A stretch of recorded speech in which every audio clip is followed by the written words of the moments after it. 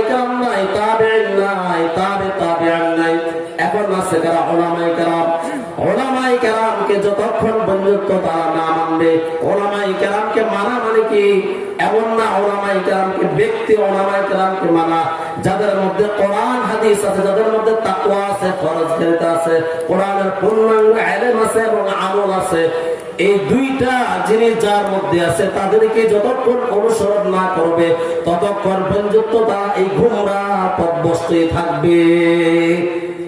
এই কারণে আলেমদের থেকে বিচ্ছিন্ন না হওয়া, আলেমদের সাথেই থাকা, উলামায়ে কেরামের সাথেই থাকা।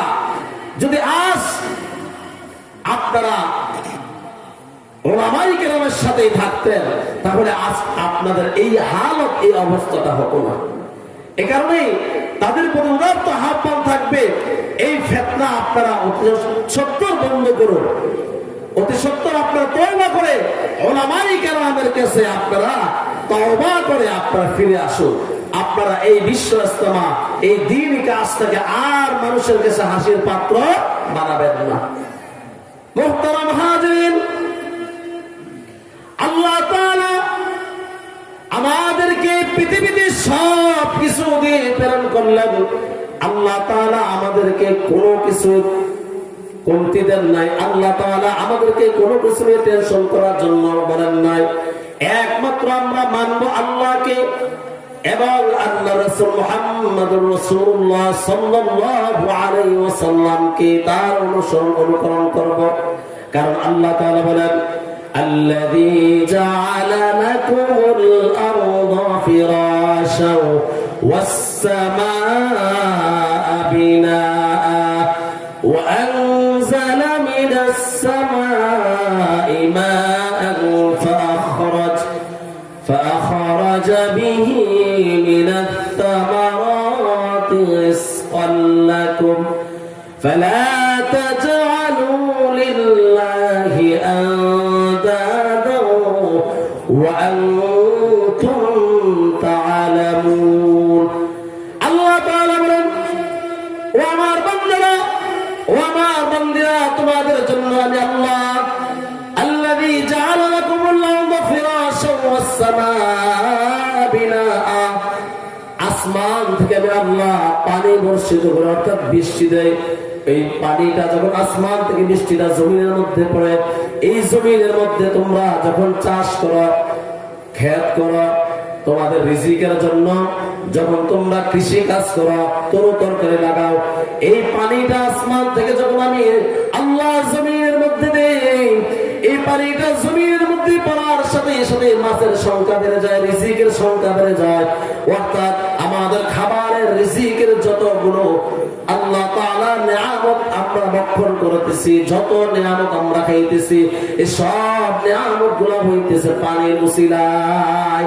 পানি নাই দেখবেন খেত ফাটা হয়ে যাবে। পানি নাই কি হয়ে যাবে? পানি ছাড়া আপনি কোনো তরকারি কোনো কিছু করতে পারবেন? পানি ছাড়া মাছ, নদীর মাছ, পুকুরের মাছ, কোনো মাছ আপনি পালতে পারবেন? কোন মাছ কি জীবিত থাকবে? কোন মাছ থাকবে না।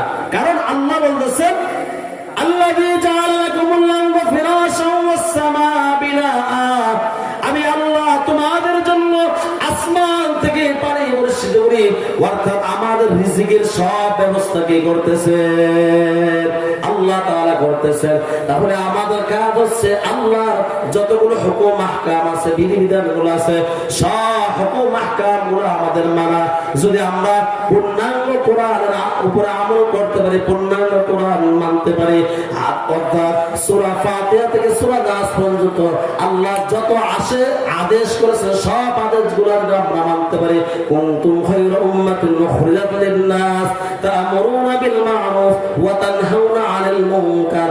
বিল মা'রুফ ভালোগুলো মানব, ওয়া তানহাউনা আনিল মুনকার খারাপগুলো থেকেও আমরা বিরত থাকব, অর্থাৎ গুনার কাজ থেকেও আমরা বিরত থাকব। শুধু থাকবই না, গুনাহ হইতেছে আপনার ঈমানি দায়িত্ব হচ্ছে তার মুখে দিয়ে বাধা দেওয়া। আপনার সামর্থ্য যতটুকু আছে তিন পর্দায় আপনি বাধাও দিতে হবে।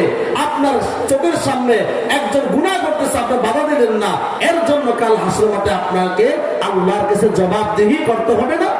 আল্লাহর কাছে জবাবদিহি করতে হবে। কু আনফুসাকুম ওয়া আহলিকুম নারা, আপনার সন্তান গুনাহ করতেছে, আপনি বাধা দিলেন না। আপনার মেয়ে বেপরোয়া হয়ে গুনাহ করতেছে, আপনি বাধা দিলেন না। আপনি আলেম হয়ে যারা সমাজের মধ্যে কোরআন বিকৃতি করতেছে, হাদিস বিকৃতি করতেছে, মানুষকে গোমরাহ বানাইতেছে, আপনি বাধা দিলেন না। আপনার এলাকার মধ্যে এই সন্ত্রাসী গ্রুপ তারা বিচ্ছিন্ন ঘটাইতেছে, আপনি বাধা দিলেন না। এটার জন্য আপনাকে জবাবদিহি করতে হবে। এ কারণে আল্লাহ তাআলা আমাদেরকে প্রতিটি কথা বোঝার এবং মানার তৌফিক দান করেন। ওয়া আখিরু দাওয়ানা আলহামদুলিল্লাহি রাব্বিল আলামিন। ওয়াসসালামু আলাইকুম ওয়া রাহমাতুল্লাহি তাআলা ওয়া বারাকাতুহু।